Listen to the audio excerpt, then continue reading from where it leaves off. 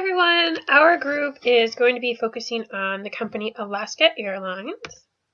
And a brief overview about the company. It was originally established in 1932, and it actually started as two separate companies. One company was called McGee Airways, and the other was Star Air Service. And they went through several different mergers and several different names, but finally by 1944, they coined the name Alaska Airlines, and that was permanently established as their company name. As well as the merger was finally solidified.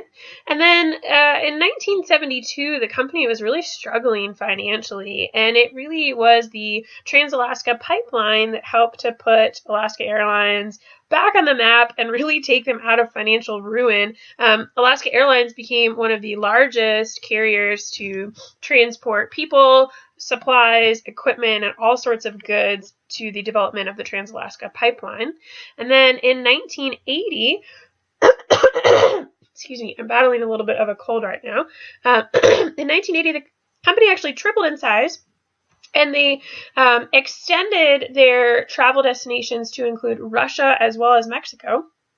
And they really pride themselves on a company as being very technologically advanced and being on the cutting edge of technology. A couple of the things that they were the forerunners for was actually online booking and online check-in. So Alaska Airlines was the first airline in North America to allow online booking, and they were also actually the first airline carrier in the entire world to allow online check-in as well as printing and displaying your boarding passes online. As far as the number of employees, they have just over 23,000 employees worldwide, 44 million customers. They average about 1,200 daily flights, more than 100 destinations, and that is including Russia and Mexico. And in 2017, they had a net income of $1.28 billion. Needless to say, Alaska Airlines is frequently in the news as well as being mentioned on social media. A couple of the articles that really stood out to me was this one from February of 2019, and it's an article that talks about how Alaska Airlines is actually going to be upgrading their service member lounge in San Francisco, and they have an 8,500 square foot top floor lounge at the San Francisco International Airport that is in the works to be built to service all of their Alaska Airline members as well as all of their VIP flyers.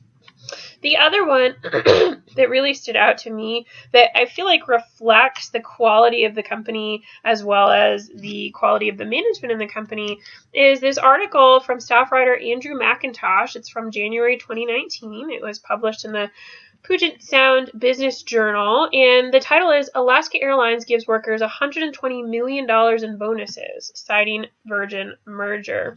But one of the things that I thought was really interesting is that these bonuses that went out to everyone, regardless of their actual position, their actual rank, regardless of seniority.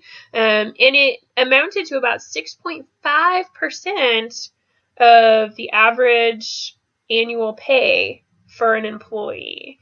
And one thing that really stands out to me is that every time I fly Alaska Airlines, the employees are always pleasant, they're always upbeat, they always seem to really be enjoying their job and genuinely are happy to be there. And I think that this article is very reflective of the fact that Alaska Airlines values their employees and really tries to create equality across the board.